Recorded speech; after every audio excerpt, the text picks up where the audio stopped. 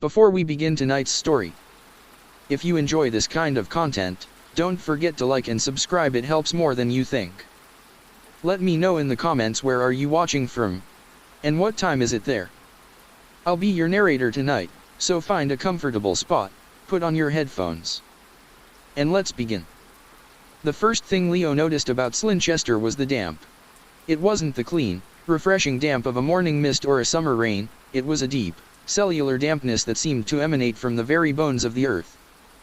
It clung to the moss-eaten slate roofs, slicked the narrow cobblestone streets, and beaded on the inside of his car windows, blurring the world into a watercolor wash of grays and bruised purples. The air tasted of wet stone and slow decay. It was, he thought with a grim sense of appropriateness, the perfect place to bury a life.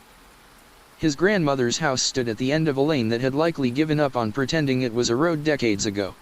It was a two-story stone affair, stoic and grim, with dark windows like vacant eyes. Ivy had consumed most of the eastern wall, its tendrils thick as a man's wrist, prying at the mortar between the stones. A single, skeletal birch tree clawed at the perpetually overcast sky.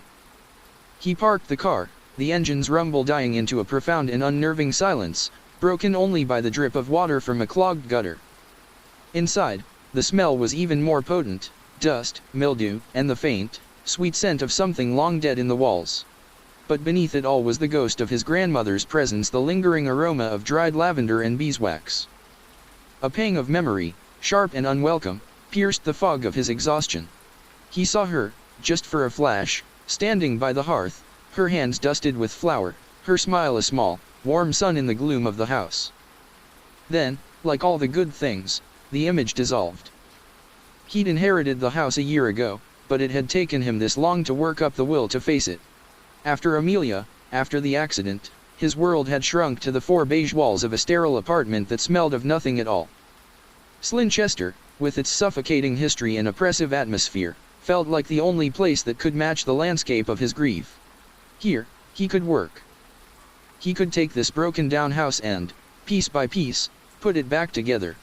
A simple, physical task to occupy the space where his thoughts used to be.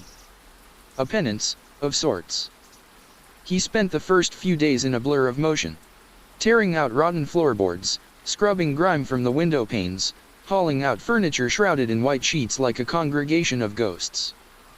He worked until his muscles screamed and his hands were raw, and then he'd collapse onto a mattress on the floor, falling into a heavy, dreamless sleep. It was working. The physical exhaustion was a balm, a thick blanket smothering the embers of his memory. It was on the fourth day that he first saw it. He was in the kitchen, wrestling with a rusted pipe under the sink. The light from the single window was weak, casting long, distorted shadows across the flagstone floor. He was straining, his breath held tight in his chest, when a flicker of movement to his far left made him pause. He didn't turn his head, his eyes still fixed on the corroded brass fitting. It was just a sense of motion, a momentary darkening in his peripheral vision. Probably just a cloud passing over the sun, though he hadn't seen the sun since he'd arrived. He grunted, finally breaking the pipe free with a groan of tortured metal. Wiping sweat and rust from his brow with the back of his hand, he straightened up, his joints protesting. He glanced over to where he'd sensed the movement. Nothing. Just the doorway leading into the hall, a rectangle of deeper shadow. On a brass hook next to the frame hung his heavy work coat, limp and unassuming. He shook his head, a faint unease cling his skin. The mind plays tricks when it's tired. Grief, he knew, was a master illusionist. He tried to put it out of his mind, but the house felt different now. The silence was no longer empty, it was expectant. The shadows in the corners of rooms seemed to deepen and coalesce when he wasn't looking directly at them. He'd be sanding a doorframe, his focus narrowed to the grain of the wood, and he'd get that same feeling of presence, tall and still, just at the edge of his sight. Every time he snapped his head around to look, there was nothing. A grandfather clock. A stack of old books. A coat on a hook. He started talking to himself, his voice a rough intrusion in the quiet. It's nothing, Leo. You're exhausted. You're alone in a creepy old house. It's your brain filling in the blanks. His words echoed back at him, thin and unconvincing. He was a rational man. A structural engineer, for God's sake. He dealt in physics, in solid, measurable things. He understood stress fractures in concrete and steel, and he understood that the human mind had them, too. He was just seeing the cracks in his own foundation. A week after his arrival, he was standing at the top of the stairs, looking down into the dim, cavernous hall below. He was trying to decide if the main runner was salvageable. The light from the landing window behind him cast his own long, sharp shadow down the steps. And just to the right of it, in his periphery, he saw another. It was tall. Impossibly tall and thin, bent at an angle that felt deeply wrong, as if its spine were made of willow branches. It wasn't a shadow, he realized with a surge of cold adrenaline. It was a smudge of wrongness, a patch of air that seemed to absorb the light around it. It was utterly still. His heart hammered against his ribs. "Don't look." The command screamed in his head. "If you look, it will be gone, and you'll know you're going crazy. If you don't look, you can pretend it isn't there." He stood frozen for what felt like an eternity, his knuckles white on the banister, his own shadow a solid, reassuring presence before him. He could feel the thing's attention, a palpable pressure against the side of his face. He squeezed his eyes shut, then opened them again. His own shadow was still there. The other was gone. He let out a breath he didn't realize he'd been holding, a ragged, shaky thing. He felt a hysterical laugh bubble up in his throat. He was losing his goddamn mind. That night, sleep offered no refuge. He dreamt of the accident. The squeal of tires on wet asphalt, the scent of rain and burning rubber. The world spinning, a kaleidoscope of green and gray. And Amelia's hand, which had been resting on his, suddenly gone. He woke up with a gasp, the phantom smell of rain filling his lungs. The room was pitch black, but he wasn't alone. He knew it with a certainty that went deeper than sight or sound. The air was thick with a waiting stillness. He lay rigid on the mattress, listening to the frantic drumming of his own pulse. At the very edge of his hearing, he thought he could discern a soft, wet clicking sound, like a tongue probing at a loose tooth. It was coming from the corner of the room, where the shadows were deepest. He didn't move, didn't breathe, until the first weak light of dawn bled through the grimy window, and the feeling, blessedly, began to recede. He fled the house that morning. He drove into the small village center, a cluster of stone buildings huddled around a squat, ancient-looking church. He needed noise, people, anything to prove the world was still solid. He found a small general store with a bell that jingled merrily when he opened the door. The air inside was warm and smelled of coffee and waxed paper. A woman with kind eyes and hair the color of spun silver looked up from behind the counter. "Morning," she said, her voice soft. "You must be Eleanor's grandson. Leo, is it?" "Yes. That's me," he said, surprised. News traveled fast in a place like Slinchester.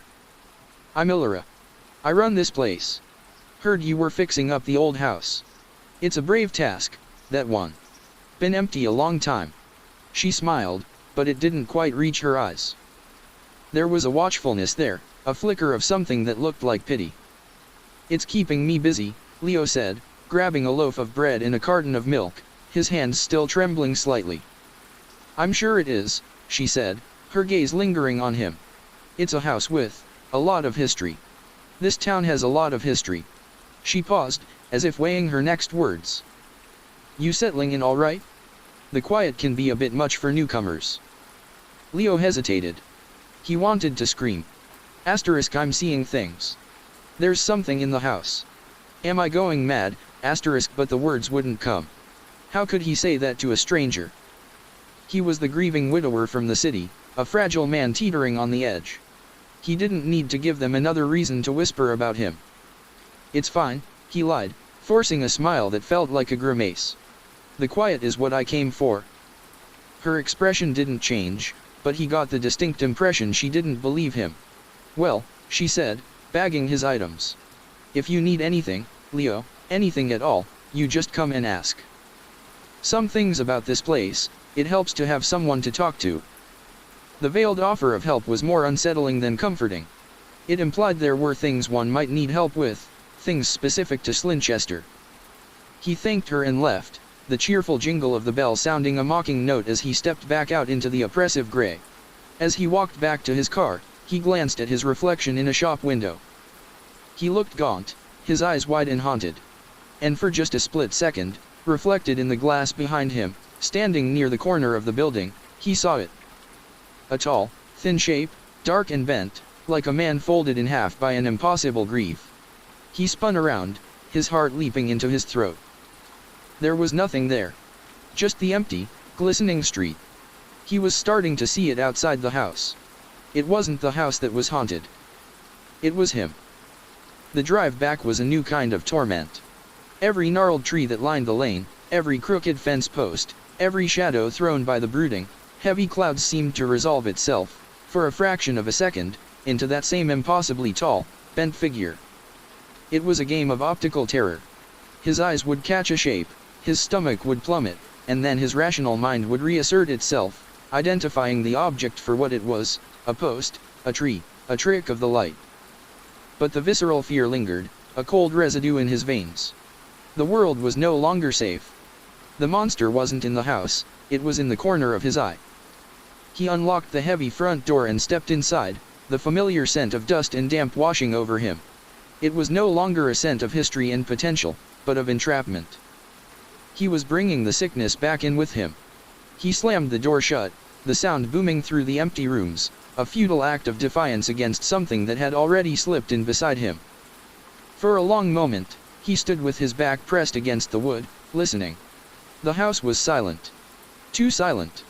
He strained his ears, trying to catch the wet, clicking sound from his dream, but there was nothing but the frantic thumping of his own heart. He had to work. It was the only thing that kept the screaming at bay.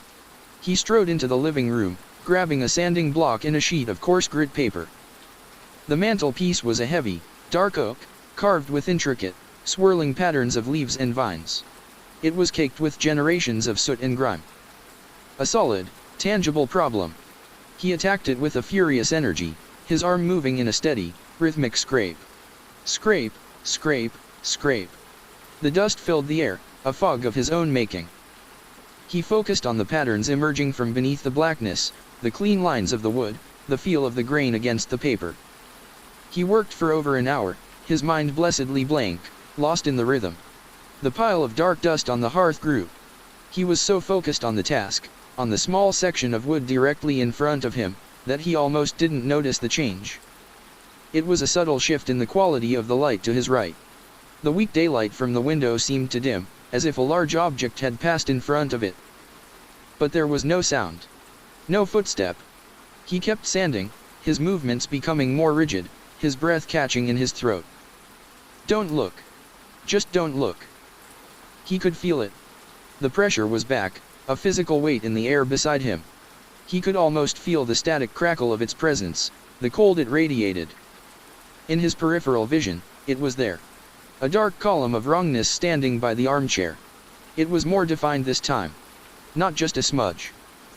He could perceive a shape, vaguely humanoid but stretched and distorted, like a reflection in a warped mirror. It had a head, tilted at an excruciating angle, and what he could only interpret as long, spindly limbs that seemed to hang all wrong. It was utterly, unnervingly still. He felt a bead of sweat trickle down his temple. The scraping of the sandpaper was the only sound in the world. Scrape. Scrape.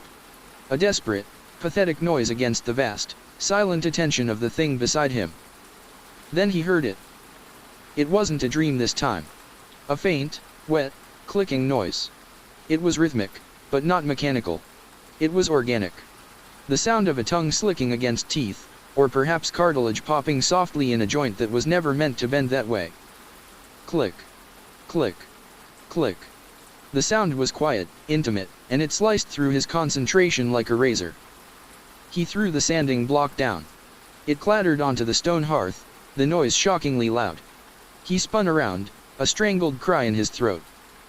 Of course, there was nothing there. Just the dusty, threadbare armchair, the grimy window, the empty room. But the feeling of its presence lingered, a cold spot in the air, the echo of its silent mockery. The clicking stopped. No, he whispered, his voice trembling. No more. He was an engineer. He solved problems with logic and data. This thing, whatever it was, it operated outside the rules. But it had to have a weakness. It had to be observable in some way. If he could see it, even at the edge of his vision, then it was interacting with light. It was physically present. An idea, born of desperation, sparked in his mind. His phone. The camera. He fumbled in his pocket, his fingers clumsy and stiff. He pulled out the phone, his thumb hovering over the camera icon. Could he capture it? Could a digital sensor see what his direct gaze couldn't? He felt a surge of something that might have been hope, or perhaps just a different flavor of madness. He had to try. He had to do something other than cower. He propped the phone up on the mantelpiece, angling it to cover the area where the thing had been standing. He hit record. The small red light was a tiny, brave beacon in the oppressive gloom. He stood beside the phone, his back to the armchair, and waited. He tried to replicate the conditions, to focus his mind elsewhere. He picked up the sanding block again, but his hands shook too much. He stared intently at a crack in the wall, forcing himself not to think about the space behind him, the empty chair, the silent observer he was trying to bait. Minutes stretched into an eternity. The silence in the room was absolute. He felt nothing. The pressure was gone. The air was just air. After 10 minutes that felt like 10 hours, he gave up. He snatched the phone from the mantelpiece and stabbed the stop button. His heart pounded as he navigated to the gallery, his thumb swiping through to the video he'd just taken. He pressed play. He watched the 10-minute video in its entirety. It showed a static, silent room. Dust motes danced in the weak light. Nothing moved. Nothing changed. There was no flicker, no shadow, no dark anomaly. There was only the empty armchair and the grimy window, a perfect, damning record of his own solitude. The rational, scientific part of him that he had clung to like a life raft had just been kicked out from under him. The thing wasn't just in his peripheral vision. It was in a place that only he could access. A private, tailor-made hell. A wave of profound despair washed over him, so potent it made him dizzy. He sank onto the edge of the hearth, the cold stone biting through his jeans. He dropped his head into his hands, the phone clattering to the floor beside him. The video was proof. Not proof of the entity, but proof of his own unraveling. The house, the grief, the isolation, it had all conspired to finally break him. The Slinchester Sight wasn't a curse, it was a diagnosis. He sat there for a long time, the gray light outside the window slowly fading into the deeper gray of dusk. The house grew colder around him. He should get up, turn on a light, eat something. But the effort felt monumental.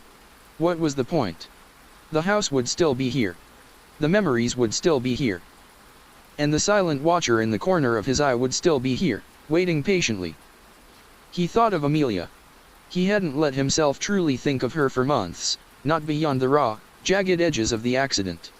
He had walled off the good memories, afraid they would hurt more than the bad. But now, in the crushing silence, they came unbidden. Her laugh, a bright, bubbling sound that could fill a room. The way she'd bite her lip when she was concentrating. The scent of her hair, like cinnamon and sunlight. They had been in Slinchester once, years ago, on a day trip to visit his grandmother. Amelia had loved it. She'd loved the ancient stones, the brooding sky, the sense of a world steeped in time. It's so atmospheric, she'd said, squeezing his hand. Like a story you can walk through. He was living in her story now, but it had become a horror. The thought was a fresh stab of pain. He had brought his grief to a place she had loved, and he was tainting it, turning it into a madhouse. "I'm sorry, Ames," he whispered into the gloom. "I'm so sorry." The words were swallowed by the silence. A floorboard creaked upstairs. Leo's head snapped up. It was a definite, solid sound. Not a click, not a whisper, but the sound of weight settling on old wood. His initial reaction was a surge of pure terror, but it was quickly followed by something else, a sliver of desperate hope. A sound. A physical, real-world sound. A sound meant a source. A burglar. A squatter. A rat the size of a cat. He would take any of them. Anything but the silent, untouchable thing in his head. He pushed himself to his feet, his body stiff and cold. He picked up the heaviest thing he could find, a thick, iron fire poker from the hearth. It felt good in his hand, solid and real. He moved into the hallway, his socked feet making no sound on the flagstones. The stairs disappeared into a well of impenetrable blackness. He fumbled for the light switch on the wall, his fingers finding the old, brittle plastic. He flicked it. Nothing. The bulb was either dead or the wiring, like everything else in this house, had given up. "Hello," he called out, his voice a hoarse croak. "Is someone there?" Only the echo of his own voice answered him. The silence that followed was heavier than before. He stood at the bottom of the stairs, peering up into the darkness. He could feel it again. The pressure. Not beside him this time, but above him. It was up there, in the dark. Waiting. He imagined it perched at the top of the stairs, its long limbs folded, its head cocked at that impossible angle, watching him. The rational explanation, a burglar, a squatter, now seemed absurdly optimistic. A burglar wouldn't wait. A squatter wouldn't play these games. He was alone with it. And it was no longer content to stay at the edge of his vision. It was interacting with the world. A floorboard. A sound. It was learning. Or maybe it was getting stronger. He backed away from the stairs slowly, his eyes locked on the darkness above. He retreated into the kitchen, the fire poker held out in front of him like a talisman. He wouldn't sleep here tonight. He couldn't. He'd get in the car and drive until he hit a town with a brightly lit, soulless motel. He'd surround himself with fluorescent lights and the noise of a bad television and pretend he was a normal person for a few hours. He fumbled for his keys on the small table by the back door, his gaze darting nervously towards the dark doorway that led to the hall and the stairs. His fingers closed around the cold metal. He had his wallet. He had his phone. He could just go. But as he reached for the doorknob, he paused. Illyra's words from the general store echoed in his mind. "Some things about this place, it helps to have someone to talk to." She had looked at him with such pity, such understanding. It wasn't the look you gave a man who was just stressed from home renovations. It was the look you gave someone you knew was in trouble. Was it possible? Could this be a known phenomenon? The Slinchester Sight. The phrase formed in his mind, unbidden. It sounded like a piece of local folklore, a ghost story told to frighten children. But what if it wasn't? What if this town, with its oppressive damp and suffocating history, had a sickness? What if he had just been the latest to catch it? The thought was terrifying, but it was also a lifeline. If this was a known thing, something that had a name, then he wasn't uniquely crazy. He was a victim of a circumstance, a place. And if others knew about it, maybe they knew how to fight it. He let his hand fall from the doorknob. Running wouldn't solve anything. He'd seen it outside the house. It wasn't in the house. It was attached to him. It would just follow him to whatever sterile motel he fled to. He had to face it here, on its own ground. He turned and looked back at the doorway to the hall. The darkness there was absolute. He took a deep breath, the air cold in his lungs. He had to know. He had to understand what was happening to him. Tomorrow, he would go back to the village. Not to the store, but to the other bastion of a small town, the pub. People talked in pubs. Stories were told. And in a place as old and isolated as Slinchester, some of those stories might just be true. He would find out what the Slinchester Sight really was. But first, he had to survive the night. He wouldn't be going upstairs. He would wedge a chair under the handle of the back door, another against the door to the hall, and spend the night on the cold kitchen floor, the fire poker clutched in his hand, wide awake and waiting for the dawn. He was no longer just renovating a house. He was fighting a war. And he had just survived the first skirmish. The night was a crawl through hours of heightened, terrified awareness. Leo didn't dare sleep. He sat on the cold flagstones, his back against the kitchen cabinets, the iron poker lying heavy across his lap. Every creak of the old house, every sigh of wind in the chimney, every drip from the leaky tap was magnified, twisted into something sinister. He kept his gaze fixed on the kitchen, refusing to let his eyes wander into the periphery, refusing to give the thing an invitation. But he could feel it. The house was saturated with its presence. It was a pressure in the air, a drop in temperature, a sense that the shadows were breathing. He thought he heard the wet clicking again, once, from the other side of the hall door he had barricaded with a heavy oak chair. It was faint, questioning. He held his breath, his knuckles white on the poker, until the sound faded, replaced once more by the maddening drip of the tap. He was a prisoner in his own kitchen. Dawn arrived not as a triumphant burst of light, but as a slow dilution of the darkness. The black of the window panes grudgingly gave way to a murky, exhausted gray. With the first proper light, the oppressive feeling in the house seemed to recede, not vanishing entirely, but pulling back to the darker corners, the upstairs rooms, to wait. Leo felt the tension in his shoulders ease by a fraction. He had survived. He unfolded his stiff limbs, his joints protesting with a series of pops and cracks. He looked like a refugee, his clothes rumpled, his face pale and stub-bled, his eyes red-rimmed and hollow. He splashed cold water on his face from the sputtering tap, the shock of it a welcome jolt. He needed to get out, to put his plan into action. The pub was called the Black Hart, a name that seemed fitting for the town. It was a long, low building of the same dark stone as everything else, with small, leaded windows that promised gloom within. A heavy wooden sign creaked in the damp breeze, depicting a stag with unnaturally dark, knowing eyes. It wasn't even noon, but the windows glowed with a dim, yellow light. Leo pushed the door open and stepped inside. The air was thick with the smells of stale beer, wood smoke, and fried food. A handful of men were scattered around the room, hunched over pints in companionable silence. They all looked up as he entered, their expressions ranging from mild curiosity to outright suspicion. The city man. The one fixing up the old Price house. He felt their collective gaze on him, a fresh wave of paranoia washing over him. He ignored them and walked to the bar. The bartender was a burly man with a florid face and a tangle of a gray beard. He was polishing a glass with a rag that had seen better decades. "What can I get for you?" he asked, his voice a low rumble. "Just a coffee, please. If you have it." The bartender grunted and turned to a sputtering, ancient-looking machine behind him. As he worked, Leo scanned the room. It was dark, the walls paneled with wood almost black with age. Old photographs of the village and framed newspaper clippings hung crookedly. His eyes were drawn to one in particular, a faded sepia photograph of a group of quarrymen, their faces grim and streaked with dust, posing with their tools. Behind them, the landscape was barren and scarred. The Slinchester of a century ago looked just as bleak as it did now. The bartender placed a chipped mug of black coffee on the bar. "That'll be £2." Leo paid, his hand trembling slightly as he reached for the mug. He needed to ask. He just had to find the right words. "Quiet in here," he said, the statement sounding inane as soon as it left his mouth. "It's Tuesday morning," the bartender rumbled, not looking at him. "World's working." Right. Leo took a sip of the coffee. It was bitter and scorching hot. "I'm new in town. Staying at my grandmother's place. Eleanor Price's house." This got a reaction.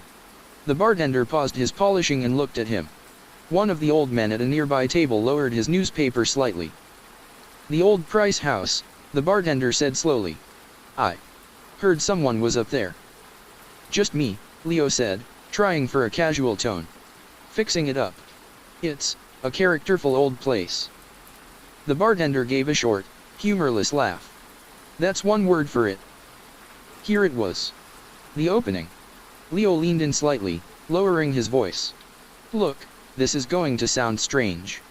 But people in old towns, they have stories. Folklore. Things the outsiders don't know." He took a breath. "Have you ever heard of something called the Slinchester Sight?" The change in the room was instantaneous and profound. It was as if he'd spoken a curse word in a church. The bartender froze completely, the rag still in his hand. The old man's newspaper dropped to the table with a rustle. The low murmur of conversation in the corner ceased. Every eye in the pub was now fixed on him, and the expressions were no longer just curious. They were guarded, fearful, and in one or two faces, hostile. The bartender placed the glass he was holding down on the bar with a deliberate, soft click. He leaned forward, his big, meaty hands flat on the wood. "Where did you hear that name?" he asked, his voice dangerously low. I didn't hear it," Leo stammered, his heart hammering. "It just came to me." A turn of phrase. The lie was weak, pathetic. He could see they didn't believe him. "You've seen it, haven't you?" The voice came from the table nearby. It was the old man who had dropped his newspaper. He was thin and wiry, with pale blue eyes that seemed to see right through Leo's feeble defenses. "You've got the look about you. The haunted look." Leo stared at him, unable to speak. His silence was an admission. The old man sighed, a long, weary sound. He scraped his chair back and stood up, walking slowly towards the bar. "You don't go saying that name, boy. Not out loud. There's names that draw attention." He stopped beside Leo, his gaze flicking around the now silent pub. "My name's Arthur. And you look like you need a proper drink, not that black sludge." The bartender, as if on cue, reached for a bottle of amber liquid and poured a generous measure into a small glass, pushing it towards Leo. "On the house," he muttered, still not meeting Leo's eye. Leo looked from the whiskey to Arthur's weathered face. "So it's real," he whispered. It wasn't a question. Arthur took a long pull from his own pint. "As real as this stone," he said, rapping his knuckles on the bar. "And as old as the quarry. It's a shadow that walks with this town." "A debt." "A debt for what?" Leo asked, his mind reeling. This was happening. He wasn't mad. "For what we took," Arthur said, his voice dropping even lower. "We dug too deep, see. 150 years ago. Chasing a new vein of slate. Broke into a place that wasn't meant to be opened. A place where the rock was wrong.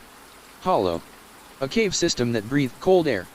He paused, taking another drink. "They kept digging. Greed, see? But the men started changing. They got what they called the quarry gloom. They'd see things out of the corner of their eye. A tall man, they said. Bent, like he was carrying the weight of the hill on his back. They'd get quiet, melancholic. Accidents started happening. Cave-ins. Broken equipment. Men falling." Leo felt a chill that had nothing to do with the pub's damp air. A tall man. Bent. "They closed that part of the quarry eventually," Arthur continued. "Sealed it up. But it was too late. The thing they disturbed, it had gotten a taste for us. It latches on. Not to everyone. Just to some. The ones who are already carrying a heavy load." He looked directly at Leo, his pale eyes full of a sorrowful knowledge. "The grieving. The guilty. It finds the cracks in you, boy. And it widens them. It feeds on your doubt, on your fear, until it's strong enough." "Strong enough for what?" Leo asked, his voice barely a whisper. He picked up the whiskey, the glass shaking in his hand. Arthur's face was grim. "To stop being just a sight. To properly break through. To take you." The old man's words hung in the stale air of the pub, heavy and suffocating. "Take you," Leo repeated, the whiskey burning a trail down his throat. "What does that mean, take you?" Arthur shook his head, looking down into the dregs of his pint glass as if the answer lay there. "They're just gone. Over the years. Dozens. A man will be there one day, wrestling with his demons, seeing the tall man, as some call it. And the next, he's not. Vanishes. Sometimes they find a body, way out on the moors, looks like they just walked out there and lay down. Other times, nothing. Just an empty house, a cold bed. The town knows. We don't talk about it to outsiders, but we know." The sight took M. The bartender, who had been listening intently, finally spoke again, his voice rough. "My granduncle. Thomas. After his wife passed. He had it bad. Said he saw the figure standing at the foot of his bed every night. He started boarding up his windows. Talking to himself. One morning, he was just gone. Left a full plate of breakfast on the table." A collective shudder seemed to pass through the small group of men in the pub. This wasn't folklore. This was memory. This was family history, passed down like a hereditary disease. Leo felt the floor tilt beneath him. He had thought he was fighting for his sanity. Now he realized he was fighting for his life. "Why?" Leo asked, his voice raw. "Why my grandmother's house? Was she?" "Eleanor," Arthur said, a flicker of warmth in his eyes. No. Eleanor Price was Granite, that one. Lost her husband young, raised your mother on her own. She had grief, but she had no guilt in her. No cracks for it to get in. The sight never touched her. But the house is old. Built with stone from the early quarry, some say. It remembers. It's a good place for the thing to wait. It was waiting for someone like him. Someone broken. Someone who came to Slinchester carrying the twin weights of grief and guilt. The accident. It had been raining so hard, the wipers couldn't keep up. They were arguing, a stupid, meaningless argument about plans for the weekend. He had looked away from the road, just for a second, to look at her, to make a point. In that second, the world had shattered. The guilt was a cancer he'd been living with, a truth he'd never spoken aloud. The thing in the house didn't need to create his demons, they were already there. It just had to feed them. So what do I do? Leo asked, looking from Arthur to the bartender, a desperate plea in his eyes. How do you fight it? The silence returned, thick and hopeless. The men looked at each other, then at the floor, then at their glasses. Finally, Arthur spoke, his voice heavy with resignation. Most don't. They leave, or they get taken. Some try to fight. They say you have to starve it. It feeds on your fear, your sorrow. So you can't be afraid. You can't grieve. You have to be empty. Numb. But how does a man command his own heart to stop feeling? It's a paradox. There has to be another way, Leo insisted. You can't just give up. There's talk, the bartender interjected, leaning forward again. Old talk. Mad talk, most think. Ways to blind it. Or bind it. Don't put that poison in his head, Colin, Arthur snapped, turning to the bartender. That's a fool's path. More dangerous than the thing itself. What is it? Leo demanded, grabbing onto the sliver of hope, no matter how mad. Tell me. Colin, the bartender, looked nervously at Arthur before continuing. Old Mags. The woman who used to live up on the tor, before she passed. She was she knew things. The old ways. She said the sight is a creature of perception. It exists in the space between seeing and not seeing. She said the only way to hurt it is to see it. To look it right in the eye. But no one can. The mind won't let you. It's a reflex, to look away, to have it vanish. It's part of the curse. Leo's blood ran cold. The command that had screamed in his head on the staircase. Don't look. If you look, it will be gone. His own survival instinct was its primary defense mechanism. But Mags had a theory, Colin continued, warming to his storyteller role. She said you could trick it. Using mirrors. An old-fashioned silvered mirror, none of this modern stuff. She said if you could catch its reflection, you weren't looking at it, you were looking at an image of it. The mind can handle that. And if it's seen, truly seen, it becomes solid. Real. And anything that's real can be hurt. And how, precisely, do you hurt a bloody shadow, Colin? Arthur scoffed. Hit it with a chair. Fire, Colin said, his voice dropping to a conspiratorial whisper. Mags said it was born of the cold, dark earth. Fire is its opposite. You get it to manifest, get it seen, and you hit it with fire. It'll banish it. Send it back to whatever pit it crawled out of. The pub was utterly silent. The plan was insane. A ghost story solution to a ghost story problem. It involved confronting the very thing that was tearing his mind apart, using archaic tools and a logic that defied everything he knew. And yet, it was the only plan he had. The alternative was to wait, cowering in his kitchen, until he vanished like Thomas with his uneaten breakfast. A silvered mirror, Leo said, the words tasting strange in his mouth. Where would I find one? Arthur let out a groan of despair. Don't do this, son. This is how people get killed. I'm already a dead man walking, Arthur, Leo said, his voice steady for the first time. The fear was still there, a cold knot in his gut, but now it was mixed with something else, purpose. Where do I find a mirror? Colin chewed on his lip. The antique shop. Down by the church. Old man Hemlock runs it. He's got all sorts of junk from the old houses. If anyone in Slinchester has a proper silvered mirror, it's him. Thank you, Leo said. He drained the last of the whiskey, the fire of it giving him a momentary, false courage. He placed the glass on the bar. Thank you both. He turned and walked towards the door. The eyes of every man in the pub followed him. He could feel their pity, their fear. They were watching him walk to his own execution. As he pushed the door open, stepping back out into the grey, damp air, Arthur's voice called out after him. Leo. The thing is a liar. It'll show you things. Things from your head. Things that'll break you. Don't you believe it? Leo didn't turn around. He just nodded once to himself and let the heavy door swing shut, the warning echoing in the oppressive Slinchester quiet. He had a plan. A mad, desperate plan. He was going to hunt the shadow in his house. He was going to look it in the eye. The antique shop was wedged between a shuttered butcher's and a small, tidy solicitor's office. Its name, Hemlock's Curios, was painted in faded gold leaf on the grimy front window, which was cluttered with a bizarre assortment of objects, a tarnished silver tea set, a stuffed barn owl with unsettlingly bright glass eyes, a stack of leather-bound books whose titles were obscured by dust, and a child's porcelain doll with a cracked face. The shop looked less like a place of business and more like the final resting place for the town's forgotten memories.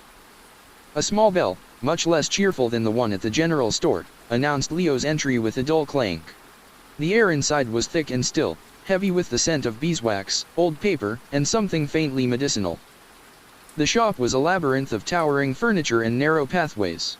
Every available surface was laden with artifacts, brass candlesticks, clouded glassware, mantel clocks frozen at different hours, portraits of stern-faced ancestors staring down from the walls. It was a tomb of personal histories, and for a moment, Leo felt like an intruder. "Can I help you?" The voice was dry and rustling, like autumn leaves skittering across pavement. It came from the back of the shop, where a small, bald man with spectacles perched on the end of his nose sat behind a large, cluttered desk. He was hunched over a book, and he didn't look up. This, presumably, was Old Man Hemlock. "I'm looking for a mirror," Leo said, his voice sounding loud in the cluttered silence. "An old one. Silver-backed." Hemlock finally raised his head, peering at Leo over the top of his glasses. His eyes were small and sharp, like a bird's. "A proper one, you mean? Not these modern aluminium-coated bits of nonsense that give you back a flat, dead copy of yourself. You want a mirror with a soul." He closed his book with a soft thud. "Why?" The question caught Leo off guard. "I'm redecorating my grandmother's house. The Price house." Hemlock's expression didn't change, but a flicker of understanding passed through his sharp eyes. He knew. Of course, he knew. In Slinchester, it seemed everyone knew. The Price house, he mused, his voice still dry. It could use a bit of light. A good mirror can bring light into a room. It can also show you things you don't want to see.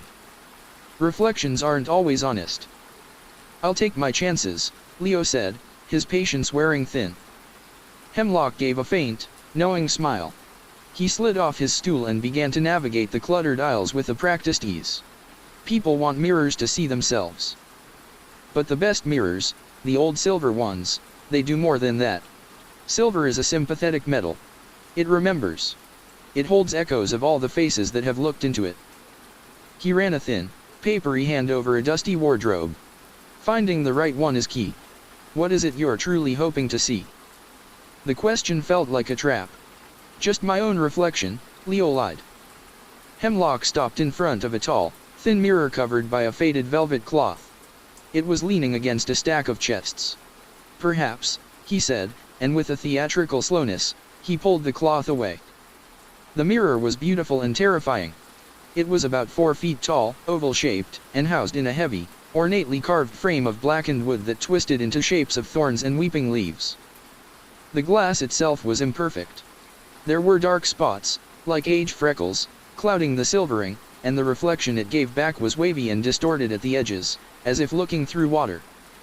It did have a soul, as Hemlock had said. It felt ancient, watchful. Leo stared at his own reflection. He looked like a stranger gaunt, wild-eyed, a ghost haunting his own skin. And for a horrifying split second, he saw it.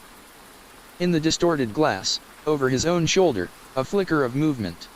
A tall, dark shape, bent and warped by the imperfect glass. He flinched, spinning around. The aisle behind him was empty, cluttered only with dusty relics. He looked back at the mirror. His reflection was alone. "This one has history," Hemlock said, seemingly oblivious to Leo's panic. "It came from the old Allerton Manor, before it burned down. They said Lord Allerton went mad in his final years. Said he spent his days staring into this very mirror, talking to people who weren't there. It was perfect. A mirror that had already seen madness. It was a weapon forged in the same fire that was now threatening to consume him." "I'll take it," Leo said, his voice firm. Hemlock named a price that was surprisingly low, as if he were more interested in the transaction itself than any profit. As Leo paid, the old man wrapped the mirror carefully in the velvet cloth. "A word of advice," he said, his voice dropping to a near whisper. "When you look into an old mirror, you're not just looking at a reflection. You're looking back through time. And sometimes, something looks back at you. Be careful what you invite into your home." Carrying the heavy mirror back to the house was a trial. It felt like he was carrying a tombstone. The sky had darkened, and a miserable, fine drizzle had begun to fall, slicking the cobblestones. The damp seeped into his bones, a familiar Slinchester welcome. He felt a new kind of dread now. He had the weapon. The theory. The insane plan. Now he just had to execute it. He unwrapped the mirror in the living room, propping it against the wall opposite the fireplace. It dominated the room, its dark, swirling frame like a portal to somewhere else. It drank the weak light, giving back a murky, brooding version of the space. He spent the rest of the afternoon preparing. He found a can of lighter fluid and an old Zippo in a drawer of his grandmother's forgotten things. He filled a bucket with water from the kitchen tap and placed it nearby. Fire and water. The primal elements. He felt like a shaman preparing for a ritual he didn't understand. As evening fell, the house began to change. The shadows stretched and deepened. The silence grew heavy, expectant. He could feel the entity's awareness coalescing, drawn by his fear and his preparation. He knew it was watching him. He could feel the pressure building at the edge of his senses. He sat in the threadbare armchair, the one where the thing had stood, directly facing the fireplace. The mirror was to his left, angled so that it reflected the empty space beside the chair. He would not look at the mirror. He would not look to his side. He would stare at the black, empty maw of the hearth and wait. He had to draw it out, make it feel safe, make it believe he was unaware. He sat for what felt like hours, his body rigid, his senses screaming. The only light came from a single lamp in the corner, casting a weak, yellow pool that only served to make the surrounding darkness seem more absolute. He focused on his breathing, trying to slow his frantic heart. In and out. In and out. Starve it of fear. Be empty. Be numb. Then it started. The pressure at his side. A drop in temperature that made the hairs on his arm stand up. In his far left periphery, he sensed a darkening, a coalescing of shadow. It was here. It was taking the bait. He kept his eyes locked on the fireplace, on a specific brick in the back wall. He did not move. The wet clicking sound began. Softly at first, then closer. It was right beside his ear. Click. Slick. Click. A cold dread, slick as oil, seeped into him. Arthur's final warning echoed in his mind. Asterisk, it'll show you things. Things from your head. Asterisk, he felt a new sensation, not from his eyes, but from his mind. An image, pushed into his thoughts like a foul injection. The car. The rain. The spinning world.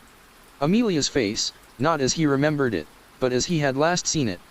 Pale, eyes wide with terror and surprise. And then, a new detail, a vicious lie forged from his guilt. In this vision, her lips moved, and he could hear her voice, a faint, ethereal whisper that seemed to come from the clicking thing beside him. You looked away, Leo. Why did you look away? Asterisk. His resolve shattered. A sob tore from his throat. No, he choked out, squeezing his eyes shut. No, that was its weapon. Not just fear, but grief. It was using his own memories as a blade to flay him open. He had to look. He had to end this. Now. With a guttural roar of desperation and fury, he snapped his head to the left, his eyes not on the space beside him, but on the murky, silvered glass of the mirror. For a fraction of a second, his brain rebelled. The instinct to avert his gaze, to deny the impossible, was a physical force. But the agony of Amelia's whispered words, twisted by the entity, was stronger. He forced his eyes to focus on the wavering, distorted reflection in the antique glass. And he saw it. It wasn't a smudge or a shadow. It was there. Reflected, but undeniably there. The mirror had captured it. It was tall, impossibly so, its head nearly touching the reflection of the ceiling, but it was hunched over, bent at the spine into a severe, agonizing curve, as if perpetually bowing under an immense weight. Its form was humanoid but emaciated, wrapped in what looked like dark, wet rags that clung to limbs too long and thin to be human. He couldn't see a face, only a smooth, pale expanse of skin where features should have been, tilted down towards the floor. It wasn't looking at him. It was looking at the reflection of the space where he had been sitting a moment before. It was as if the mirror showed a second's delay, a glimpse into the immediate past. The sight of it was a violation of every natural law he knew. It was a thing of broken angles and silent misery. The clicking sound intensified, coming now not from the room but from the reflection itself, a wet, guttural noise that seemed to emanate from the creature's bent neck. The moment it was seen, truly seen in the silvered glass, everything changed. The pressure in the room exploded, becoming a physical force that made the air feel thick as water. The lamp in the corner flickered violently and then went out, plunging the room into near total darkness, lit only by the faint, ghostly light from the street filtering through the grimy window. In that dim light, the thing in the mirror moved. It unbent.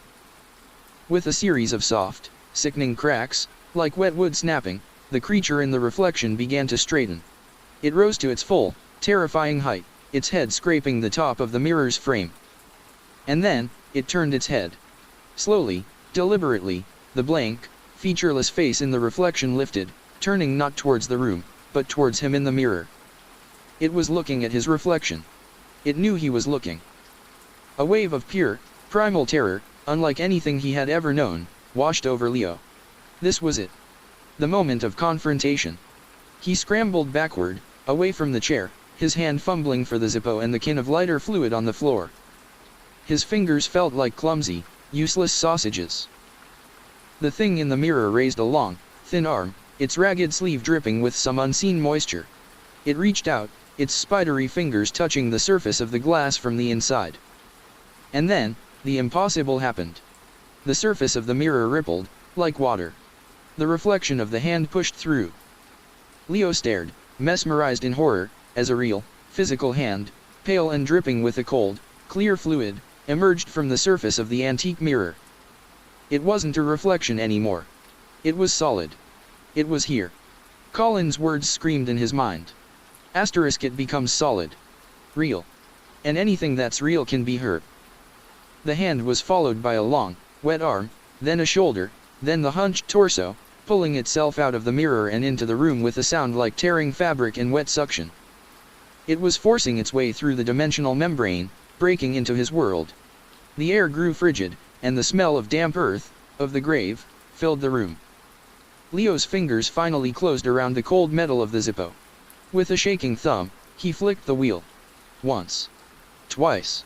A spark. On the third try, a small, brave flame sprang to life. In its flickering light, he could see the creature more clearly as it halfway emerged from the glass.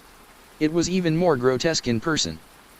Its skin was the color of bleached bone, slick and hairless. The rags it wore were ancient and rotting, seeming to be part of its very flesh. It had no eyes, no nose, just a suggestion of a mouth, a slightly darker, puckered slit in the smooth canvas of its face. He grabbed the can of lighter fluid. His plan, which had seemed so abstract and insane, was now terrifyingly simple. He had one chance. The creature pulled its other arm through the mirror. It was almost free. It straightened up in the living room, a towering, dripping nightmare of grief and shadow. It took a shambling step towards him, its long limbs moving with an unnatural fluidity. The slit on its face opened, and a sound came out, not the clicking, but a low, hollow moan, a sound of absolute despair that vibrated in Leo's very bones. It was the sound of the quarry, of the cold earth, of every person it had ever taken. "Get away from me!" Leo screamed, his voice cracking. He yanked the cap off the can of lighter fluid and, with a sweeping motion, doused the creature's front. The fluid splashed across its chest and legs, the smell sharp and chemical, a stark contrast to its earthy stench. The creature paused, its blank face tilted as if in confusion. It seemed not to understand the threat. It took another step. Leo held the Zippo out, his hand trembling so violently he was afraid he would drop it. The small flame danced, a tiny point of defiance in the face of an impossible horror. He thought of Amelia, of the fire in her spirit, the warmth of her love. He would not let this thing of cold and shadow take that from him. He would not let it win. He took a deep breath, aimed, and threw the lit Zippo. It sailed through the air in a perfect, fiery arc, a tiny comet of hope. It struck the creature square in the chest. The effect was instantaneous and spectacular. The lighter fluid ignited with a loud humph, and the creature was engulfed in a column of brilliant orange flame. It recoiled, a shriek tearing from its mouth slit, not a sound of pain, but of pure, unadulterated outrage. It was a high, thin, screeching noise that scraped at the inside of Leo's skull. The fire didn't seem to burn it in a conventional way. The flames clung to it, outlining its form, but the rags and the pale flesh beneath did not seem to char or blacken. Instead, the fire seemed to be consuming the very substance of it, the wrongness, the shadow. The creature thrashed wildly, its long limbs flailing. It knocked over a small table, sending books and trinkets crashing to the floor. It stumbled backward, away from Leo, its blazing form casting frantic, dancing shadows across the walls. It was retreating, stumbling back towards the mirror, its portal, its escape route. It reached the mirror and fell against it. But it did not pass through. It slammed against the solid, silvered glass with a heavy thud. The fire had made it truly real, truly solid, and the gateway was now closed to it.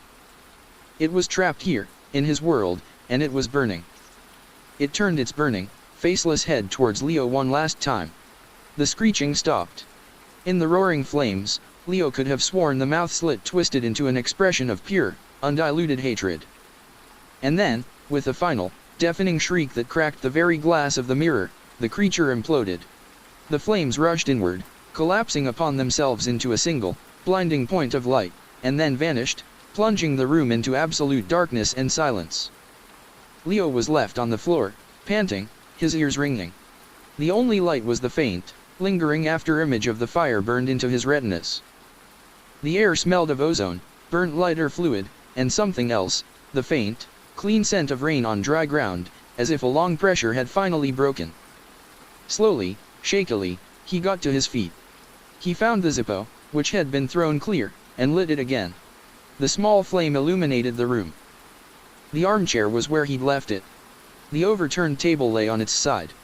And against the wall, the antique mirror was still standing. But it was no longer a dark, brooding portal. The glass was shattered, a spiderweb of cracks radiating from the center. And its reflection was no longer murky and distorted.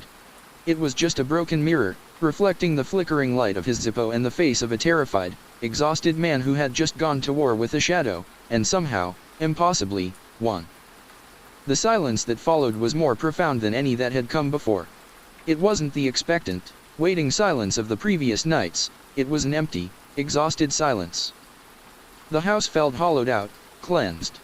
The oppressive weight that had settled on the place from the moment he arrived was gone. The air was just air.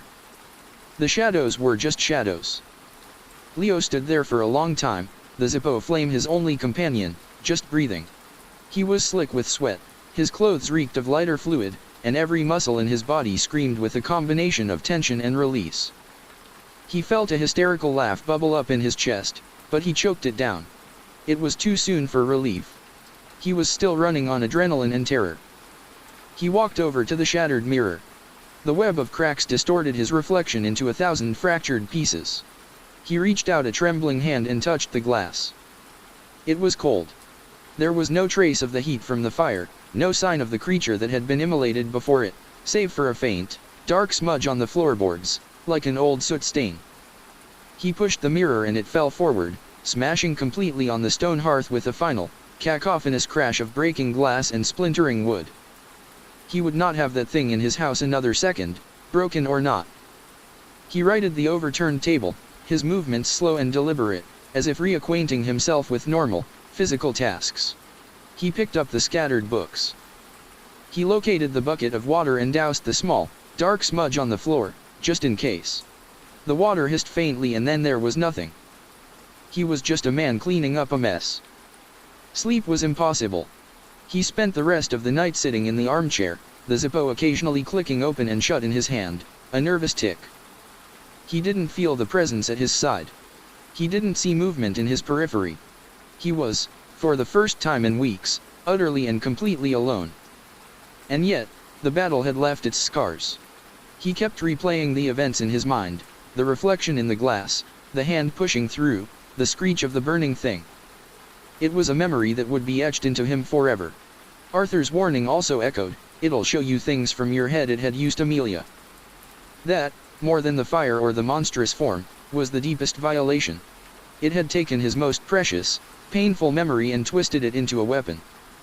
The grief was his, not its, and it had no right. A cold, hard anger began to replace the terror. When the first true light of dawn, a pale, watery yellow, not the usual oppressive gray, crept through the window, he felt a shift inside him. He had survived the night. He had faced the thing and won. He wasn't the same man who had arrived in Slinchester, broken and fleeing from his life. He had been forged into something harder in the fire that had consumed the creature. He drove back into the village later that morning. His first stop was not the pub, but the general store. The bell jingled its cheerful greeting. Illyra was behind the counter, arranging a display of jams. She looked up as he entered, and her eyes widened slightly. "Leo," she said, her voice soft with concern. "My goodness. Are you all right? You look." "I'm fine," he said, and was surprised to find that he meant it.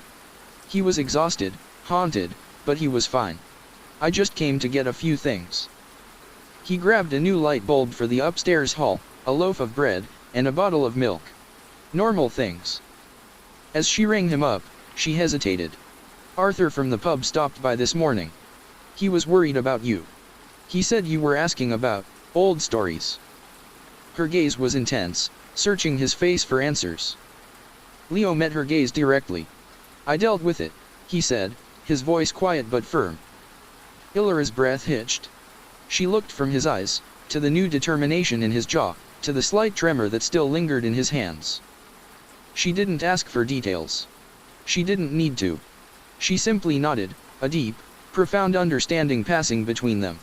"Eleanor would be proud of you," she said softly. She was a fighter, too. The words struck him with an unexpected force. He wasn't just Eleanor's grandson, the grieving man from the city.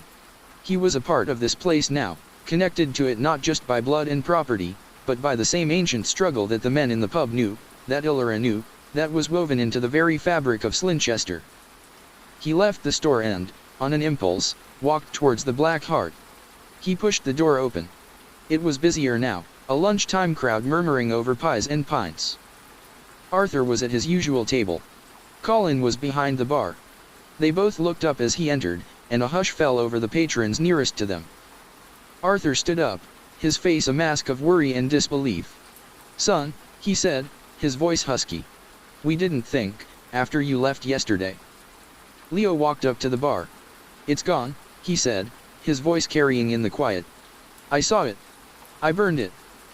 A collective gasp went through the room. Colin's jaw dropped. Arthur just stared at him, his pale blue eyes searching Leo's for any sign of madness or lies. He found none. He saw only a terrifying, hard-won truth. You looked at it," Arthur whispered, in awe. "In a mirror," Leo clarified. "And I burned it." Arthur slowly sank back into his chair, running a hand over his face. "Lord Allerton's mirror," he breathed.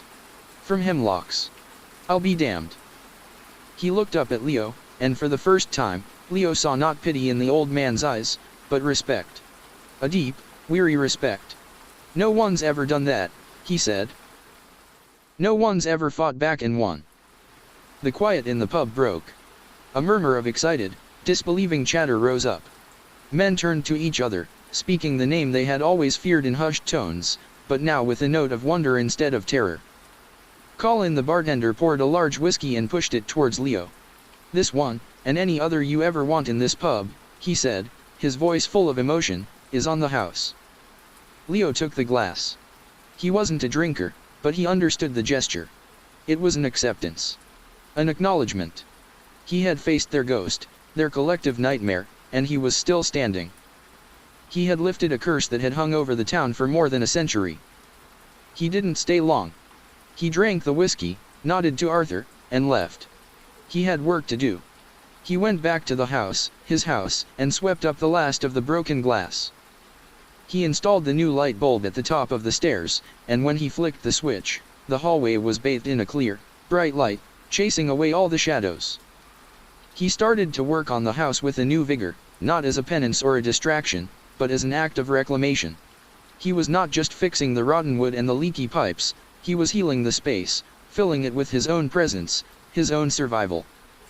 He was building a life, not burying one. The grief for Amelia was still there, a quiet ache in his heart.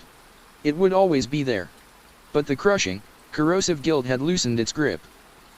The creature had used his guilt, fed on it, and in destroying the creature, he had confronted that guilt head-on.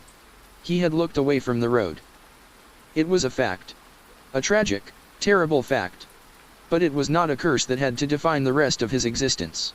Amelia wouldn't have wanted that. She had loved this place, its stories. Now, he had become one of its most important stories. The man who faced the Slinchester Sight in one. He could almost hear her laugh, bright and clear, telling him it was about time he did something interesting. He found he could remember her now without the immediate, sharp pain of the accident. He remembered her smile, the way she hummed when she cooked, the fierce intelligence in her eyes. The good memories were returning, no longer walled off. The house, once a tomb of his grief, was slowly becoming a vessel for her memory instead. Weeks turned into a month. The damp Slinchester air no longer felt oppressive, it just felt like home. The townspeople treated him with a quiet reverence. They would nod to him in the street, a shared understanding in their eyes. He was the man who had brought a little bit of light back to their shadowed town.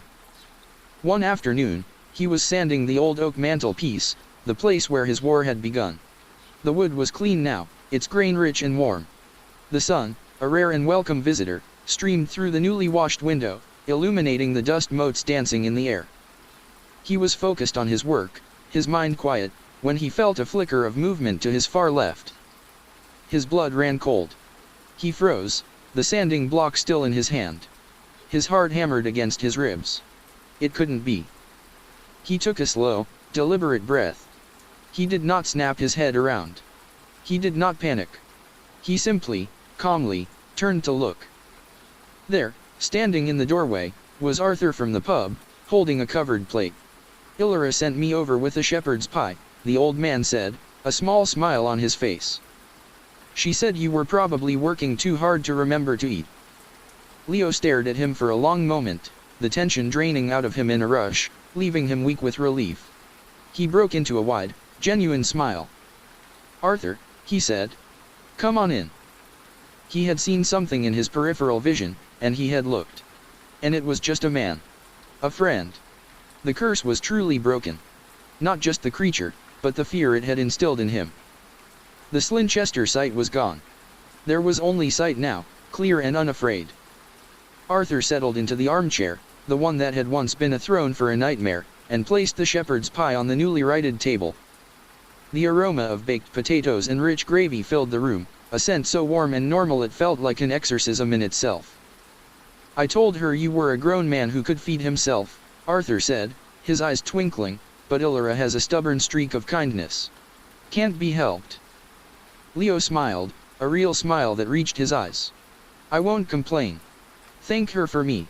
He pulled up a wooden kitchen chair, and for a few minutes, they sat in a comfortable silence, the only sounds the ticking of the grandfather clock in the hall which Leo had painstakingly repaired and the scrape of a fork against a plate. The house felt warm. Lived in. "The town feels different," Arthur said eventually, his voice thoughtful. "Lighter. People are walking a bit taller. Heard laughter in the street this morning." "Real laughter? It's been a while."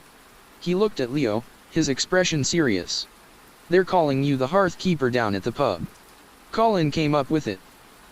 For the fire you brought. It's sticking. Leo felt a flush of embarrassment and something else, something akin to pride. I'm not a hero, Arthur. I was just a scared man who ran out of options. Sometimes, that's all a hero is, son, Arthur replied, finishing his portion of the pie. The one who didn't run when everyone else would have. He stood up, his old joints creaking. Well, I'll leave you to your work. Don't be a stranger, Leo. The Black Heart is a friendlier place these days, thanks to you. After Arthur left, Leo stood by the window, looking out at the rolling hills behind the town. The bleak, oppressive landscape he had first seen was subtly changed. Or maybe he had changed. He could now see the beauty in the ruggedness, the resilience in the ancient stones. He had a place here. A name. The Hearth Keeper. It was a strange, heavy mantle, but it felt right. The following weeks were the most peaceful he had known in years. He worked on the house with a steady, joyful purpose. He replaced the last of the rotten floorboards upstairs. He painted the walls a warm, creamy white that reflected the light. He even started a small garden in the back, turning over the damp, rich soil. The physical work healed his mind, and the quiet allowed him to finally process his grief in a healthy way. He spoke to Amelia often, not to her ghost, but to her memory, telling her about his day, about the quirky townspeople, about the ridiculous name he'd earned. He was living again. The peripheral flickers were gone. The cold spots had vanished. The pressing dread was a memory. But something else had taken its place. It was subtle, easy to dismiss at first. He was standing at the kitchen sink one morning, washing his coffee mug and looking out the window towards the ridge where the old quarry scarred the hillside. For just a heartbeat, the air above the quarry seemed to shimmer, to distort, like a powerful heat haze on a frigid autumn day. The line of the hill blurred, the gray sky seeming to bend and warp around an invisible point. He blinked, and it was gone. The hill was just a hill. He shook his head, attributing it to tired eyes. A few days later, he was walking back from the general store when a sudden shower passed over. The rain stopped as quickly as it began, leaving the cobblestones dark and glistening. He glanced down at a large puddle in the street. For a split second, the reflection wasn't of the Slinchester sky, a uniform blanket of pale gray cloud. The puddle reflected a vast, alien cosmos. It was a sky of deep indigo, crowded with swirling, unfamiliar constellations and two small, emerald green moons. The sight was so vivid, so utterly real, that he stumbled and caught himself on a wall. He looked back at the puddle. It was just a puddle, reflecting a boring gray sky. He stood there for a full minute, his heart pounding. This was different. This wasn't the sight. The sight was a creature, a presence, a thing of shadow and malice that lurked at the edge of his vision. This was a glitch. A tear in the fabric of the world. It wasn't menacing. It was just wrong. He started noticing more of them. A bird in flight would seem to hang in the air for a second too long, its wings frozen. The sound of the church bell would echo one too many times, the final chime sounding backward. He'd see faces in the grain of the wood on the mantelpiece, not the faces of his ancestors, but strange, elongated faces with too many eyes, there for an instant and then gone. He wasn't being haunted anymore. He was seeing the seams of reality, and they were fraying. The realization dawned on him with a cold certainty. This had started after he destroyed the creature. In looking at the thing, in forcing it into reality and burning it, he hadn't just closed a door. He had smashed a lock. He had altered something fundamental, either in the world or in himself. The cure had come with a terrible side effect. He was no longer haunted by the monster, he was attuned to the sickness that had spawned it. He went to find Arthur. He found him on a bench in the small churchyard, staring at the weathered gravestones. "Arthur, I need to talk to you," Leo said, sitting beside him. The old man looked at him, his smile fading as he saw the tension in Leo's face. "What is it, son? You've got that look again. The haunted look." "It's not the same," Leo said, trying to find the words. He described the shimmer over the quarry, the reflection in the puddle, the echoes that ran the wrong way. He explained his theory that in killing the sight, he had somehow changed his own. As he spoke, Arthur's face grew pale. This wasn't the knowing, sorrowful expression he'd worn when they first discussed the sight. This was a deeper, more primal fear. The fear of the unknown. I've never heard of such things, Arthur whispered. The tall man, the sight, that's the curse we know. The one we've lived with. This is something else. Something deeper. It all comes from the quarry, doesn't it? Leo pressed. You said they dug too deep. Broke into a place that breathed cold air. Arthur nodded, his eyes fixed on the distant, scarred hill. The hollow, he said, his voice barely audible. That's what the old ones called it. Not a cave. Something else. They said the rock they pulled from it wasn't right. It was colder than it should be, and the slate had strange patterns in it, like fossilized stars. They sealed the entrance to that section 100 years ago with rock and mortar and prayer. No one's been near it since. We were taught to fear that place above all others. Leo felt the pieces clicking into place. He hadn't killed the curse. He had killed one of its symptoms, a guard dog that fed on the emotionally vulnerable. But the source, the hollow, was still there, still breathing its cold, reality-bending influence out into the world. And now, for some reason, he was the only one who could see it. The shimmer I saw, Leo said. It was directly over the old quarry. Arthur looked at him, his eyes wide with alarm. Leo, you can't. You've done your part. You freed us from the sight. You don't owe this town anything more. That place is not for the living. But Leo knew it wasn't about what he owed the town. The glitches were getting more frequent, more pronounced. The fabric of his world was thinning. What would happen when it tore completely? This wasn't just Slinchester's problem anymore. This was his problem. He was the only one with the eyes to see it. I have to go there, Arthur, Leo said, his voice quiet with resolve. I have to see what's in that place. I killed the shadow. Now I have to find what's casting it. He stood up, his gaze locked on the distant hill. The fight wasn't over. It had just begun. The path to the old quarry was less a path and more a memory. Overgrown and treacherous, it wound its way up the steep hillside, a faint scar of packed earth and loose scree hidden beneath decades of resilient gorse and bracken. Leo had to force his way through, the thorns tearing at his jacket, the damp leaves slapping against his face. The air grew colder as he ascended, a clean, sharp cold that felt different from the town's perpetual dampness. It was a sterile, ancient cold that seemed to radiate from the rock beneath his feet. Arthur had tried to stop him, pleading with him in the churchyard. It's a tomb, Leo. Let it be. But Leo knew he couldn't.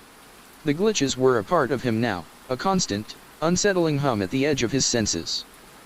He would be untethered, adrift in a sea of unreality, if he didn't find the source. He had to face it.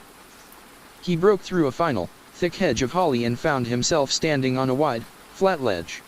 The quarry opened up before him, a vast, man-made amphitheater of grey rock. Sheer cliffs dropped away on three sides, scarred with the regular lines of a century of labor. A stagnant, emerald-green pool of water filled the bottom, its surface perfectly still. The place was utterly silent, the kind of silence that presses in on the eardrums. There were no birds, no insects, not even the whisper of wind. He scanned the cliff faces, looking for what Arthur had described, a sealed-up entrance. He saw several dark mouths of lesser tunnels, but on the far side of the quarry, about 20 feet up from the murky water, he saw it. It was a section of the rock face that was subtly different.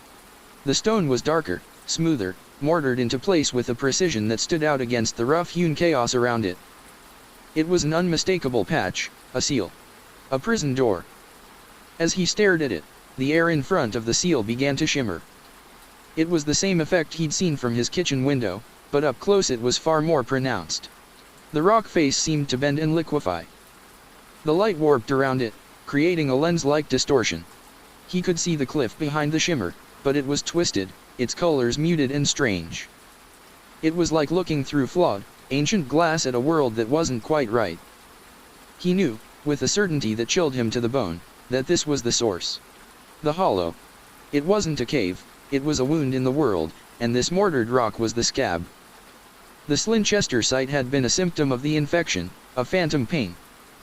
Driven by an impulse he didn't understand, he began to make his way around the quarry's edge, his boots crunching on loose slate. The closer he got to the sealed entrance, the stronger the feeling of wrongness became, The air grew colder still, and he began to hear a sound, not with his ears, but in his mind. It was a faint, high-frequency hum, the sound of immense power held in check. He found a narrow, crumbling track that led down towards the quarry floor, and from there he scrambled up a steep slope of scree to the ledge where the entrance was sealed. He stood before it, breathing heavily, his breath pluming in the unnaturally cold air. The mortared stones were covered in a thin layer of moss and lichen, but beneath it, he could see strange, faint symbols scratched into the mortar. They weren't letters or runes he recognized, they looked more like astronomical charts or complex geometric formulas. Prayers, Arthur had called them. They looked more like equations meant to hold a law of physics in place. He reached out a hand, hesitating just before he touched the stone. The shimmer was intense now, making his eyes water. He could feel the humming vibration through the solace of his boots. He took a deep breath and pressed his palm flat against the cold, mortared rock. The world dissolved. It wasn't a vision or a dream. It was a total, instantaneous transportation. One moment he was standing on a ledge in a Welsh quarry, the next, he was somewhere else. He was standing on a floor of polished, obsidian-like material that seemed to absorb all light. There were no walls, no ceiling. He was in an infinite, black space. But it wasn't empty. Above him, below him, all around him, floated colossal, silent structures. They were crystalline, geometric, and utterly alien, glowing with a soft, internal light of violet and emerald. They were arranged in patterns that suggested a city, or a machine, or both. And the sky was the deep indigo he had seen in the puddle, filled with swirling nebulae and 2 green moons. A profound, terrifying sense of scale washed over him. He was a microbe in a cathedral. The silence was absolute, a perfect void. He looked down at his hands. He was still himself, still wearing his jacket and jeans, a small, soft, organic thing in this place of hard, geometric perfection. Then he saw them. In the distance, moving between the colossal, floating crystals, were beings. They were tall and impossibly thin, their forms almost two-dimensional, like slivers of darkness cut from the fabric of the void. They moved with a slow, deliberate grace, their limbs bending at angles that defied biology. They were featureless, silent, and vast. He was looking at the architects of this place. The true form of the Slinchester Sight. The creature he had fought in his living room was a pale, twisted echo of these beings, a crude projection sent through the crack in the worlds, warped and malformed by its passage. It was a janitor, a scout, sent to deal with the noisy insects that had disturbed their domain. It fed on grief and guilt because those were the strongest, most chaotic emissions from the human psyche, the easiest energies for it to lock onto. He understood, with a clarity that was both enlightening and horrifying. They weren't evil. They weren't a curse. They were simply other. A civilization so far beyond human comprehension that their very proximity was toxic to human reality. The hollow wasn't a cave, it was an embassy. An observation post. And when the quarrymen had breached it, they hadn't just broken rock. They had punctured the veil between 2 entirely different states of existence. The shimmering he had seen was the membrane trying to heal itself. The glitches he was experiencing were the aftershocks of his battle, his own perception now permanently tuned to the frequency of this place. A feeling of being watched descended upon him. One of the distant, paper-thin beings had stopped its slow, silent work. It turned, a barely perceptible shift in its flat plane, and he knew it was aware of him. He had not just pressed his hand against the door. By destroying its projection, by attuning himself to its world, he had knocked. The being began to move towards him. It didn't walk or float, it simply traversed the vast distance, growing larger, its featureless silhouette resolving with terrifying speed. He was frozen, a primal fear locking his muscles. He couldn't fight this. There was no mirror, no light or fluid, that could contend with a being of this scale and power. He squeezed his eyes shut, a futile, childish gesture. He thought of his house, of the warm kitchen, of Arthur's shepherd's pie. He thought of Amelia's laugh. He focused on the solid, real things of his world, the messy, chaotic, beautiful things. He felt a pressure in his mind, not a voice, but a concept, a communication of pure thought pushed directly into his consciousness. It was a question, but not in any language he knew. It was a feeling of inquiry, of cold, detached curiosity. "What are you, asterisk?" The question was not just about him, Leo. It was about all of humanity. Our noise. Our chaos. Our grief. Our love. He had no answer. How could he possibly explain what a human was to a being that was a living axiom of geometry and silence? He opened his eyes. The creature was before him, towering, a slice of absolute nothingness against the glowing crystals. It was so close he could see that its body was not solid but composed of a swarm of infinitesimal, shifting symbols, the same symbols carved into the mortar of the seal. He had to get back. He had to close the door. He reached into his own mind, past the fear, and focused on the one thing he had that it did not. Guilt. The raw, powerful emotion that had first drawn its lesser cousin to him. He remembered the accident, the rain, the screech of tires, his own terrible failure. He didn't push the memory away. He embraced it. He let the full, undiluted force of his guilt and his grief for Amelia flood his consciousness. He offered it up. "This is what I am," asterisk he projected back, not in words, but in a wave of pure, painful emotion. "This is us." The being recoiled. The perfect, humming silence of the place was broken by a discordant, static hiss. The geometric patterns that made up its body flickered and destabilized. His raw, chaotic, human emotion was like a virus in its clean, ordered world. It was poison. The world around him flashed white, and with a gut-wrenching lurch, he was thrown backward. He flew through the blackness, tumbling end over end, and slammed back into his own body. He was on his back, on the cold scree of the quarry, gasping for air. The shimmer over the sealed entrance was gone. The unnatural cold had receded. The humming in his mind had stopped. He scrambled to his feet, his body aching, and looked at the seal. It was just a patch of mortared rock on a cliff face. The door was closed. He had shown it what humanity was, in all its messy, painful glory. And it had flinched. It had severed the connection. He stumbled away from the quarry, his legs shaking, his mind reeling. He had survived. He had looked into the heart of the anomaly and had not just survived, but had repelled it. He had sealed the hollow. The glitches, the tears in reality, would fade. Slinchester was finally, truly, safe. He was no longer just the hearth keeper. He was the gatekeeper.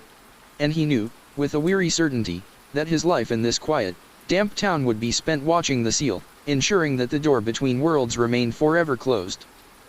He had found his purpose, not in fixing a house, but in guarding a reality. And for the first time since the accident, his grief and his guilt had not been a weakness, but a weapon. His greatest pain had become his greatest strength. The walk back down the hill was a study in contrasts. The world, which had felt thin and fragile just an hour before, now seemed intensely, gloriously solid. The gorse scratched at his hands with a satisfying reality. The damp earth had a rich, loamy smell. He could hear a robin singing its territorial song, a complex, beautiful noise that he had been deaf to in the quarry's oppressive silence. He was back. Truly back. He emerged from the overgrown path onto the lane that led to his house, feeling like a soldier returning from a war no one else knew had been fought. His body ached, his mind was a maelstrom of alien geometries and silent, terrifying beings, but a profound sense of peace was beginning to settle over him. He hadn't just closed a door, he had defined a boundary. When he reached his house, he saw Arthur sitting on the low stone wall out front, his hands clasped over the knob of a heavy walking stick, his gaze fixed on the path from the quarry. The old man's face was etched with worry. When he saw Leo, he struggled to his feet, relief warring with fear in his pale eyes. "Leo. I was about to rally a search party," Arthur said, his voice trembling slightly. "Though I don't know what we'd be searching for. You were gone for hours." "I'm all right, Arthur," Leo said, his own voice sounding distant to his ears. "It's over. For good, this time." Arthur searched his face, seeing the exhaustion there, but also a new, unshakable stillness. He didn't ask for details. He seemed to understand that whatever Leo had seen up there was beyond words. "The hollow?" he asked, his voice a whisper. "It's quiet now," Leo said. He looked at his house, the sturdy stone walls, the roof he still needed to patch, the garden he had just started. It wasn't just a house. It was an anchor. His anchor. "Come on," he said to Arthur. "I think I have some of that shepherd's pie left." Life in Slinchester settled into a new kind of normal. The glitches in Leo's perception faded over the next few days, like the lingering after-images of a bright light. The world snapped back into its proper focus. The sky in puddles was just the sky. Time flowed in one direction. The seams of reality had healed. He finished the renovations on the house, but he no longer worked with the frantic energy of a man trying to outrun his thoughts. He worked with the slow, deliberate care of a craftsman. He found joy in the simple act of sanding a piece of wood until it was smooth, of setting a stone so it sat just right. Each act was a reaffirmation of the physical, tangible world he had fought to protect. He became a fixture in the town, a quiet, steady presence. The name Hearthkeeper softened over time, becoming less a title of awe and more a term of endearment. He would share a pint with Arthur at the Black Hart, help Illyra unload deliveries at the general store, and offer advice to neighbors on their leaky roofs. He was no longer the broken man from the city, he was Leo, of the old Price house. He never went back to the quarry. He didn't need to. Sometimes, from his upstairs window, he would look at the scar on the distant hill and feel a faint echo of the silent, geometric world beyond it. It wasn't a threat anymore. It was just a reminder. A reminder of the fragility of things, and of the strength he had found in his own messy, human heart. About a year after his battle at the Hollow, a new family moved into one of the vacant cottages on the edge of town. A young couple with a small child, escaping the noise and expense of London. Leo saw them in the store one day. The woman, Sarah, had a shadow in her eyes that he recognized. A deep, abiding grief that she was trying to hide behind a bright, brittle smile. He learned later that they had lost their first child a year before. They had come to Slinchester to heal. Leo felt a familiar, cold dread. They were perfect candidates. The grieving. The ones carrying a heavy load. If any trace of the Sight's influence remained, if any other crack existed, they would find it. He began to watch, not as a spy, but as a guardian. He would walk past their cottage in the evenings. He would listen to the town gossip, alert for any mention of strange occurrences, of a child's nightmares, of a parent seeing things in the corner of their eye. He was the town's early warning system. One crisp autumn evening, he saw the husband, Tom, in the pub. He looked exhausted, his face drawn and pale. He was nursing a pint, staring into the middle distance. Leo's heart sank. He walked over and sat down. "Tom," he said quietly. "I'm Leo. From the old Price house. Everything all right?" Tom looked up, startled. He tried to smile, but it faltered. "Fine, fine. Just tired. The little one, she's not been sleeping well. Nightmares." "What kind of nightmares?" Leo asked, his voice steady, betraying none of the alarm bells ringing in his mind. "She keeps talking about the bent man," Tom said with a grimace. "Says he watches her from the corner of her room. Kids, eh? Overactive imaginations." Leo's blood ran cold. The bent man. The tall man. The Slinchester Sight. It was back. But as he looked at Tom, he realized something was different. The crushing, supernatural dread that had accompanied his own experience was absent from the pub. There was no drop in temperature, no pressure in the air. This felt different. Weaker. Has Sarah seen anything?" Leo asked. Tom shook his head. "No, she's just worried about Elsie. Thinks the move has been too much for her." It wasn't targeting the grieving mother. It was targeting the innocent child. It was an echo. A residual haunting, left behind like a psychic stain. He hadn't banished the creature, he had banished its master. The projection was gone, but its memory lingered, a ghost of a ghost. And it was trying to take root again. "I might be able to help," Leo said. "It sounds strange, but this town has history. Sometimes a bit of it lingers." The next evening, he went to their cottage, carrying not a mirror and lighter fluid, but a small, hand-carved wooden bird he had made. He sat with the little girl, Elsie, in her brightly lit room. He didn't deny her fear. He acknowledged it. "The bent man is a story," he told her gently, his voice calm and reassuring. A very old, very sad story. He's not real, not anymore. He's just a shadow left over from a long time ago. And shadows are afraid of the light. He looked at the corner of the room where she said the man stood. He couldn't see anything, couldn't feel anything. His attunement was to the source, not its fading echoes. But he knew what to do. This wasn't a battle for reality. This was a battle of belief. This house is your house, he told her. And you are the keeper of its light. The shadows have to listen to you. He gave her the wooden bird. This is a morning bird. It sings to wake up the sun. If you see the shadow, you just have to tell it that morning is coming, and it has to go away. It's the rule. He left them that night, not knowing if his strange, gentle exorcism would work. But a week later, he saw Sarah in the village. The brittle brightness was gone from her eyes, replaced by a genuine, relieved warmth. "Leo, thank you," she said, her voice thick with emotion. "I don't know what you said to Elsie, but it worked. She's sleeping through the night." She said she told the bent man the sun was coming, and he faded away. Leo smiled. He had fought the monster with fire. He had fought the god with logic. And he had fought the ghost with a story. He had learned the different languages of the darkness. He walked home through the quiet Slinchester streets, the setting sun casting long, gentle shadows behind him. He was at peace. He had faced his own grief, he had faced the abyss, and he had helped a child face her fears. His work was done. The house was restored. His mind was his own. The town was safe, its deepest wound sealed not by mortar and prayer, but by the quiet courage of a man who had learned to face the darkness, both inside and out. The story of the Slinchester Sight had finally come to an end, replaced by the story of the hearth keeper, the gatekeeper, the man who brought the morning. And he knew, as he opened his front door and stepped into the warm, quiet stillness of his home, that he was finally, truly, home.